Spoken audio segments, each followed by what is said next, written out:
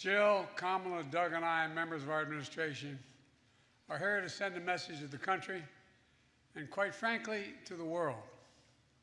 The free press is a pillar, maybe the pillar, of a free society, not the enemy.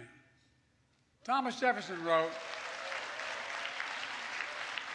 you all know this quote, Thomas Jefferson wrote, "Were it left to me to decide whether we should have a government without newspapers or newspapers without a government, I should not hesitate to prefer the latter." To Evan's parents, Ella, Mikhail, and sister Danielle, as I've told you in person, we, not just me, we all stand with you. Evan went to report in Russia to shed light on the darkness that you all escaped from years ago. Absolute courage. A handwritten letter from prison to his family, Evan wrote, quote, "I am not losing hope." In an interview, his mom, Ella, said, "One of the American qualities that we absorbed is to be optimistic. That's where we stand right now." To the entire family, everyone in this hall stands with you. We're working every day to secure his release, looking at opportunities and tools to bring him home. We keep the faith. We also keep the faith for Austin Tice. His mom, Deborah, is here tonight. She knows from our several conversations, the conversations with me and my senior staff, we are not giving up. As I told you at this dinner last year, as I told you in the Oval Office, you raised an incredible son. When he was a kid, he was an Eagle Scout, a big brother, a born protector, a U.S. Marine, 3 tours in Iraq and Afghanistan. Austin was a fearless journalist and a future lawyer. As a consequence of Austin showing the world the cost of war, he's been detained in Syria for nearly 11 years. It's simply wrong, it's outrageous, and we are not ceasing our effort to get him, find him, and bring him home. Tonight, our message is this: journalism is not a crime. Evan and Austin should be released immediately, along with every other American held hostage or wrongfully detained abroad. Paul Whelan, unjustly held in Russia for more than 4 years, whose brave sister I've met with and whose family has never quit fighting for Paul. And I promise you, neither will I and neither will this administration until we get him home. And there are other Americans being unjustly held in Iran, Venezuela, China, and elsewhere. Their stories may not make headlines or hashtags, but every day, their family looks at that empty chair at the kitchen table. Birthdays, anniversaries, holidays without them.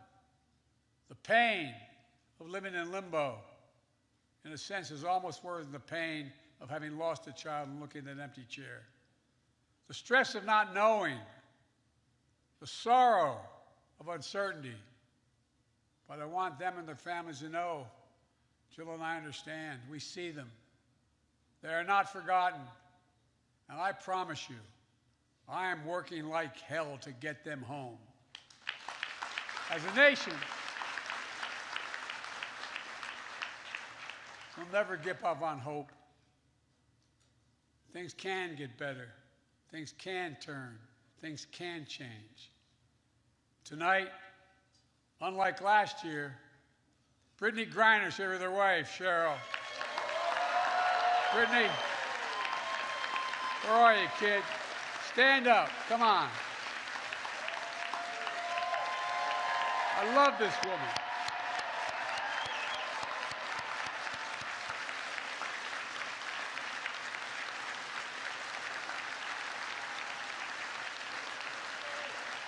Love you, Brittany. This time last year, we were praying for you, Brittany, hoping you knew how hard all of us were fighting for your release. It's great to have you home. And boys, I can hardly wait to see you back on the court, kid. Remember your promise, I get to bring my granddaughter, my all-state girl, to see you, right? Because of our unrelenting efforts, we've been able to bring home dozens of hostages and wrongful detainees from Afghanistan, Burma, Haiti, Iran, Rwanda, Venezuela, across West Africa, around the world. But we're doing everything we can to prevent these cases from occurring in the first place. For example, the State Department added the threat of detention as a new risk indicator to its travel advisories, to go along with the threat of kidnapping, to warn Americans where these threats are highest abroad. I also recently signed an executive order increasing the consequences for criminal groups and terrorists who engage in the appalling practice of treating human beings as bargaining chips, political pawns. Just 2 days ago, my administration announced the first sanctions under this new authority, punishing individuals in security service in Russia and Iran when part of the wrongful detention of Americans. Above all, across government, experts are working day and night to bring our fellow Americans home, much of which, as you well know, we can't talk about, concerned that it will backfire. But my commitment is to bring them home, just as I know your commitment is to continue to be in a free and fearless press. And that's what we honor tonight. This is not hyperbole. You make it possible. You make it possible for ordinary citizens to question authority, and yes, even to laugh at authority without fear or intimidation. That's what makes this nation strong. So tonight, let us show ourselves and the world our strength, not just by the example of our power, but by the power of our example. Folks, I know a lot's changed in the press. I've had a lot of conversations with a lot of you. This is not your father's press from 20 years ago. No, I'm serious, and you all know it better than I do. But still, it is absolutely consequential and essential. After all, I believe in the First Amendment, not just because my good friend Jimmy Madison wrote it.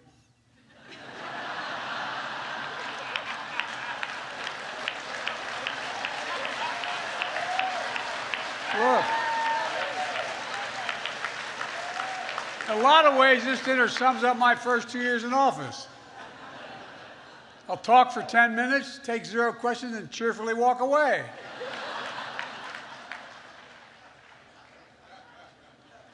Yeah, I know, I just announced my re-election campaign. Some of you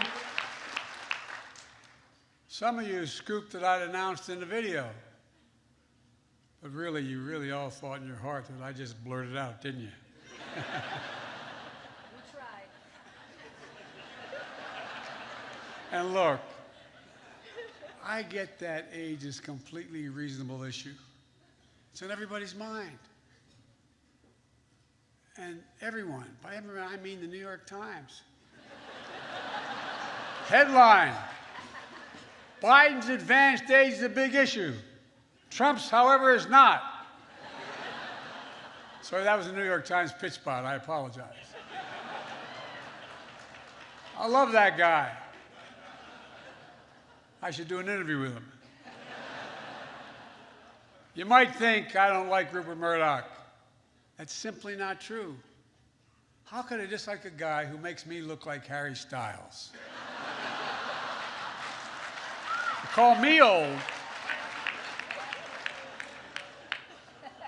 I call it being seasoned. You say I'm ancient. I say I'm wise. You say I'm over the hill. Don Lemon would say that's a man in his prime.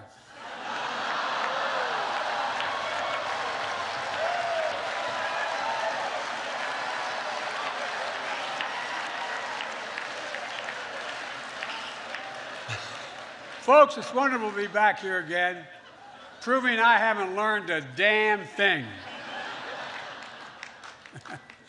I want everybody to have fun tonight, but please be safe. If you find yourself disoriented or confused, it's either you're drunk or Marjorie Taylor Greene.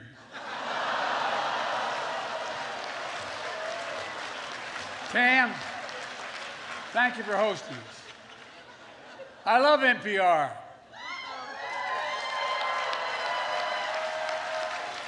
Because they whisper into the mic like I do.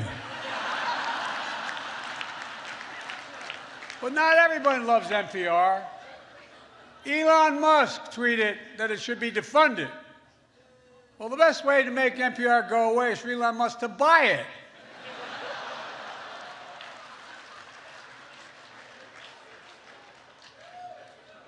And that's more true than you think, anyway. This dinner is one of the two great traditions in Washington. The other one is underestimating me and Kamala. Well, but the truth is, we really have a record to be proud of. Vaccinated the nation, transformed the economy, earned historic legislative victories and midterm results, but the job isn't finished. I mean, it is finished for Tucker Carlson. What are you wooing about like that? Like you think that's not reasonable? Give me a break. Just give me a break. Look, like I often say, don't compare me to the almighty, compare me to the alternative. We added 12 million jobs. That's just counting the lawyers that defended the president. Had Ron DeSantis, I had a lot of Ron DeSantis jokes ready. But Mickey Mouse beat the hell out of me, got there first. Now look, can't be too rough on the guy. After his re-election as governor, he was asked if he had a mandate. He said, hell no, I'm straight. I'm straight. I'll give you time to think that one through.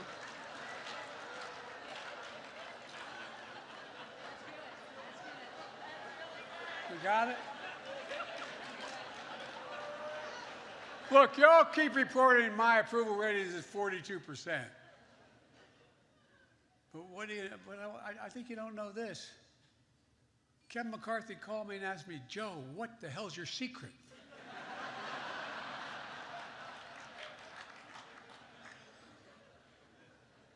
I'm not even kidding about that one. The Speaker's trying to claim a big win this week. But the last time Republicans voted on something that hapless, it took 15 tries.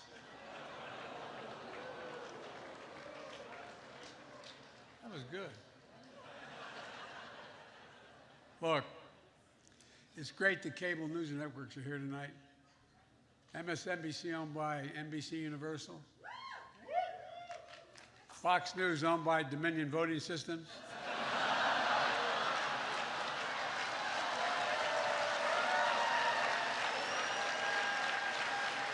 Last year, your favorite Fox News reporters were able to attend because they were fully vaccinated and boosted. This year, with that $787 million settlement, they're here because they couldn't say no to a free meal.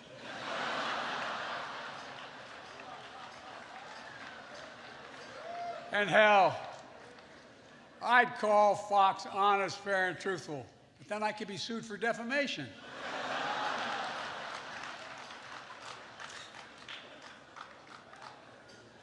It ain't nothing compared to what they do to me. Look, I hope the Fox News team finds this funny. My goal is to make them laugh as hard as CNN did when they read the settlement. But then again, CNN was like, wow, they actually have $787 million?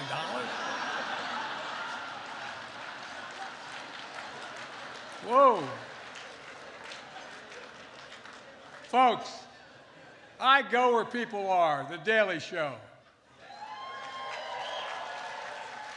Roy's a great guy. He once dubbed me the Jay-Z of Delaware.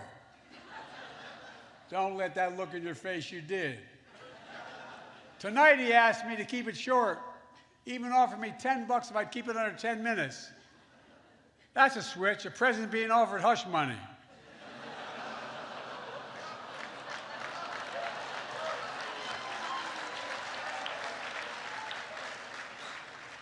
Look, I'm going to leave the jokes to the pros, but let me conclude on a genuinely serious note. Roy was born in Birmingham, Alabama. He graduated from a great HBCU, Florida A&M. He started in journalism following the footsteps of his father, Roy Wood Sr., who covered the civil rights movement. During Black History Month this year, I hosted the screening of the movie Till. The story of Emmett Till and his mother is a story of a family's promise and loss and a nation's reckoning with hate, violence, and abuse of power. It's a story that was seared into our memory and our conscience, the nation's conscience, when Mrs. Till insisted that an open casket for her murdered and maimed 14-year-old son be the means by which he was transported. She said, "Let the people see what I've seen." The reason the world saw what she saw was because of another hero in this story, the black press. That's a fact. Jet Magazine, the Chicago Defender, and other black radio and newspapers were unflinching and brave in making sure America saw what she saw. And I mean it.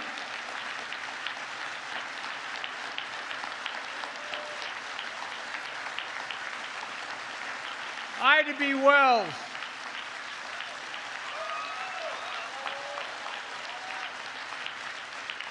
Wells once said, and I quote, "The way to right wrongs is to turn the light of truth upon the wrongs."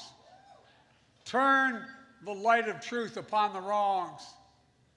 That's the sacred view, in my view. That's the sacred charge of a free press, and I mean that.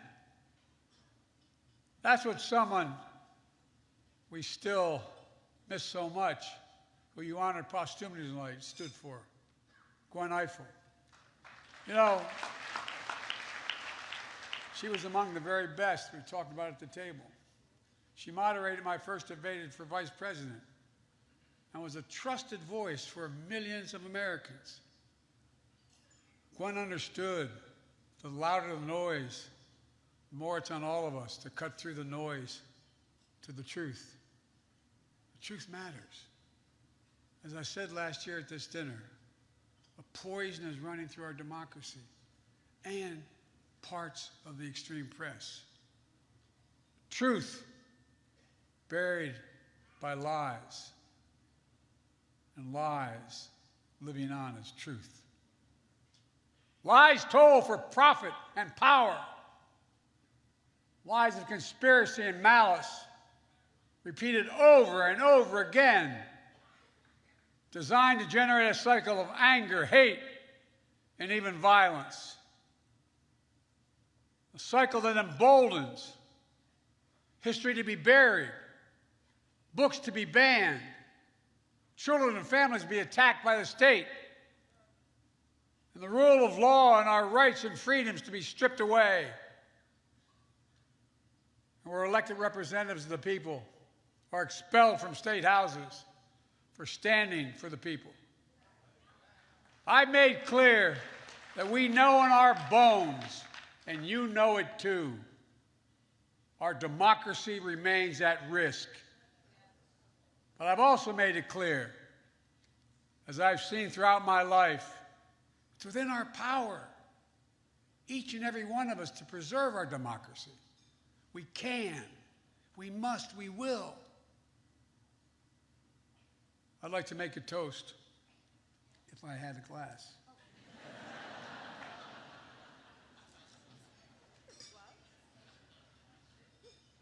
My grandfather, Ambrose Finnegan, said, if you ever make a toast without looking, you got to hold it in your left hand. Y'all think I'm kidding, I'm not. I'm probably the only Irishman ever met who's never had a drink in his life. Anyway, I'd like to make a toast, seriously. At this inflection point in history, let us commit there will be a nation that will embrace light over darkness, truth over lies, and finally, restore the soul of the nation. Hear, hear. Ladies and gentlemen, can I give you that? Yes. I'm going to turn this over to Roy. Roy, the podium is yours. I'm going to be fine with your jokes, but I'm not sure about Dark Brandon.